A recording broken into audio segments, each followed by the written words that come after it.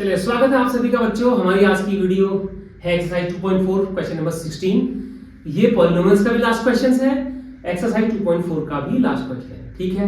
और ये पॉलिनोमियल्स की लास्ट एक्सरसाइज भी है, आपको प्रैक्टिस करनी है इसमें, ठीक है ना। तो मैं आपको बता दूं, देखिए क्या लिखा हुआ है इसमें। क्वेश्चन नंबर 16 को आप पढ़ लीजिए, क्या लिखा है। What are the possible expression for the dimensions of the cuboid whose volume are given. देखिए, जो हमने क्वेश्चन नंबर 15 किया था बिल्कुल वैसा ही क्वेश्चन नंबर 16 है। डिफरेंस किसका है? आपके स्ट्रक्चर का डिफरेंस है। उसमें रेक्टेंगल की बात हुई थी, इसमें क्यूबॉइड की बात हुई है, क्यूबॉइड्स, ठीक है ना। और सेम क्वेश्चंस है, यहां पर भी क्या देखा है आपने, बोला गया हमसे कि possible expressions for the dimensions, और वहां पर डायमेंशन क्या थे? L into P, length into breadth. और ये क्या है? क्यूबॉइड। तो क्यूब हुज वॉल्यूम आर, तो आपको पता होना चाहिए कि वॉल्यूम्स हमको दिया हुआ है। यहां पर क्वेश्चन में देखा गिवन है, ये क्वेश्चन में हमको गिवन है वॉल्यूम। तो हम सॉल्यूशंस का स्टार्ट करते हैं। देखिए सॉल्यूशन में क्या है, आपको पता है वॉल्यूम ऑफ क्यूबॉइड। पहले आपने क्या समझिए, चीज को समझना है। वॉल्यूम ऑफ क्यूबॉइड, पहले चीज को समझा जाना है, ठीक है।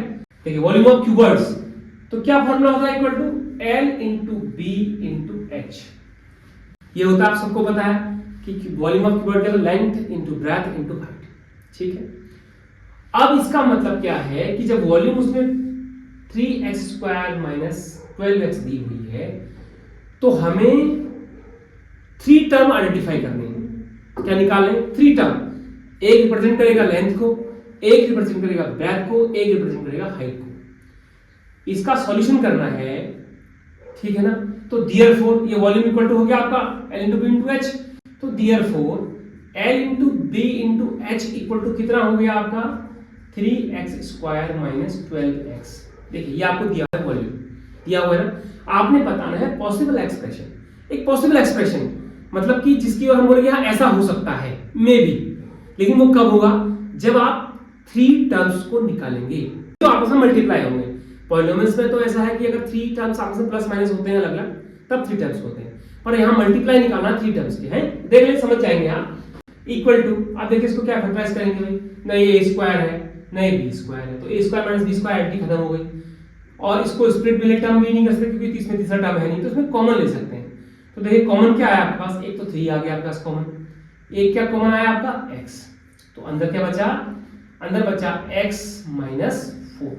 देखिए इतना बचा। इक्वल टू, देखिए क्या लिखेंगे आप? 3 है, 3 इंटू एक्स भी मल्टीप्लाई में है, इंटू एक्स माइनस 4 भी मल्टीप्लाई में। देखिए ये समझ गए। तो आपके पास क्या है? 3x और ये आपके 3 टर्म्स, आपके 3 terms possible terms, 3 possible terms हो गए। तो देयरफॉर अब आपका आंसर लिखने का बारी है। क्या आ गया? पॉसिबल। क्या लिखेंगे आप? Possible expressions are equal to, देखिए आर डैश हो, तो क्या पॉसिबल एक्सप्रेशन है? L आपका 3 हो सकता है, B आपका x हो सकता है, और H आपका क्या हो सकता है? x माइनस 4, ठीक है। ये आपका आंसर है। ध्यान से देखिए, हमने कुछ भी नहीं किया, हमने हल्का सा इसको हमने पहले फैक्टराइज किया, जो कॉमन लेने से किया। इसके 3x और x माइनस 4 3 टर्म्स आ गए। इन टर्म्स को हम पॉसिबल एक्सप्रेशन कह सकते हैं, क्योंकि इसका वॉल्यूम क्या होता है? L into B into h. यानी कि इन तीनों को मल्टीप्लाई करके ये आंसर आ रहा ना हमारा, तो यानी कि ये पॉसिबल एक्सप्रेशन होगा जो हमने लिख दिया है, आंसर आ गया, ठीक है। इसको हम फटाक से इरेज करते हैं, उसका सेकंड पार्ट भी हाथ क्या कर लेते हैं।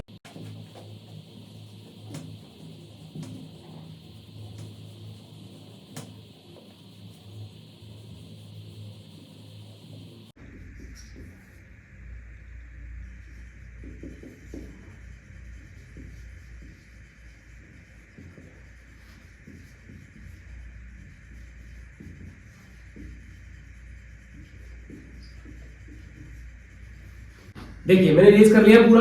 अब 16 का सेकंड पार्ट है, इसको भी ध्यान से देखिए। आपके पास वॉल्यूम दिया गया क्यूबॉइड का, वॉल्यूम दिया है, तो आपने इसको फैक्टराइज करना है। तो देयरफॉर आप क्या, वॉल्यूम है ना, तो इक्वल टू, देखिए इसको फैक्टराइज कर, आप इसको सीधे फैक्टराइज करते हैं हम लोग, आप समझ गए हैं कैसे करना है। आप देखिए इसके 3 टर्म्स हैं, इन टर्म्स में सबसे पहले आपने फैक्टराइज करने के लिए देखना है कि कोई चीज कॉमन तो नहीं आ रही, ठीक है ना। तो हम देख पा रहे हैं इसमें, देखिए 12 है, 8 है, 20 है, तो इसमें हमारे पास एक कॉमन है 4, जो इन तीनों को डिवाइड करता है। एक हमारा कॉमन और क्या है? k, k और k। देखिए तीनों में है ना k, तो 4k, ये हमारा कॉमन आ गया, ठीक है। अब अंदर क्या बचा भैया आपके पास, 4 3 जा 12, 3y स्क्वायर प्लस 4 2 जा 8, 2y माइनस 4 5 जा 20 के हट गया, ठीक है ना। तो देखिए आपके पास ये बच गया ना। अब ये कंप्लीट नहीं हुआ इक्वल टू, क्योंकि आपको पता है वॉल्यूम क्या होता है, L into B into H equal to, ये आंसर आपका है, ठीक है ना। अब आपने क्या करना है, इसको आपने फिर फैक्टराइज करना है। ये तो कॉमन लेके हमने कर लिया, क्योंकि इसमें ना कोई फॉर्मूला लग सकता था, ना कोई आइडेंटिटी यूज हो सकती थी, ना ये ब्रिटल स्प्लिट टर्म्स हो सकता था। कॉमन लेने के बाद ये बन गया है पॉलिनोमियल्स पक्का। देखिए 4k इंटू, अब आप इसका मिडिल टर्म स्प्लिट करिए। फिर मैंने बोला आपसे, क्या बोला, 3 इंटू 5। देखिए 3 इंटू 5 है ना, कितना होना चाहिए 15, और यहां पर बीच में क्या है इसका c, b क्या है 2, यहां पर प्लस माइनस करके हमारे पास क्या आना चाहिए 2 आना चाहिए।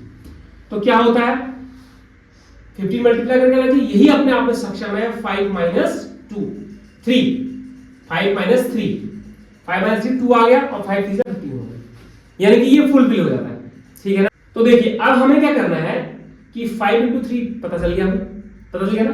तो इसको स्प्लिट कर देंगे। क्या करा हमने, 3y स्क्वायर प्लस क्या हुआ अंदर 5 माइनस 3 इक्वल टू 2 हो गया, y माइनस 5। इसको बाय स्प्लिटिंग मिडिल टर्म हम लोग फैक्टराइज कर रहे हैं।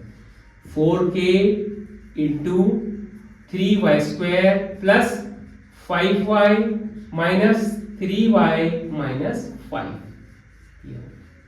ठीक है, इक्वल टू 4k इंटू, इसमें कॉमन लिए, क्या कॉमन आया, y कॉमन आया, अंदर क्या बचा 3y प्लस 5, माइनस हो गया, कुछ कॉमन नहीं आया तो 1 ले लिया, अंदर क्या बचा फिर से 3y प्लस 5। क्यों प्लस, ये माइनस था, ब्रैकेट बना दिया तो प्लस हो गया, चेंज हो गया, ठीक है, plus equal to 4k into, इन दोनों में कॉमन क्या है इधर उधर, 3y प्लस 5 कॉमन इसमें आ गया, एंड y माइनस 1 कॉमन इसमें आ गया, ये देखिए। तो आपके पास जो पॉसिबल एक्सप्रेशन है L into B into h है ना आपके पास, तो पॉसिबल एक्सप्रेशन क्या हुआ है आपके पास, 4k into 3y plus 5 into 5 ये y माइनस 1। देखिए ये 3 पॉसिबल एक्सप्रेशन। तो आप लिखेंगे देयरफॉर पॉसिबल एक्सप्रेशन, क्या लिखेंगे, पॉसिबल एक्सप्रेशन लिख देना आप। L इक्वल टू कितना हो गया आपका 4k, आप समझ लीजिए। B इक्वल टू कितना हो गया 3y प्लस 5 पॉसिबल एक्सप्रेशन, और H इक्वल टू कितना हो गया y माइनस 1। देखिए ये आपका आंसर आ गया। देखिए आसान सा है, कोई दिक्कत नहीं, कहीं हमने साफ सब चीज कर लिया है, ठीक है। तो आप इसको समझ गए होंगे। हमारी पूरी पॉलिनोमियल्स की एक्सरसाइज खत्म हो गई है, आप लोगों ने इसको ध्यान से पढ़ा होगा, तो खूब पढ़िए एक बार और देखिए, समझ नहीं आया तो आप बिल्कुल समझ जाएंगे। हमने हमेशा कोशिश करी कि हम आपको एक ही बार में सब कुछ समझा दें, और बहुत आराम से आपको समझाने के उद्देश्य ही मेरे द्वारा क्वेश्चन आंसर सॉल्व किए गए हैं। तो आप वीडियो पर बने रहे, इसके लिए बहुत बहुत धन्यवाद। अब इसका नई एक्सरसाइज शुरू करेंगे, नया चैप्टर स्टार्ट करेंगे, तब तक के लिए मुझे इजाजत दें। और जिन लोगों ने अभी तक, हमारे स्टूडेंट्स ने हमारे यूट्यूब चैनल को सब्सक्राइब नहीं किया है, तो आपसे रिक्वेस्ट है कि आप Digi30 मैथमेटिक्स को सब्सक्राइब जरूर करें, और हमारे वीडियो को जरूर लाइक करें, शेयर करें अपने दोस्तों में। हम मिलते हैं अगली वीडियो नए चैप्टर के साथ, तब तक के लिए इजाजत दें। खूब मन लगाए पढ़ाई करिए, अपना ध्यान भी रखिए घर में, चैटिंग जरूर करिए। ईश्वर का ध्यान बहुत जरूरी है जीवन में, ध्यान लगा के हर चीज का, हर काम को करना है, और आपको निश्चित तौर पे आगे भविष्य में सफलता भी प्राप्त होगी। मिलते हैं, तब तक के लिए इजाजत दें।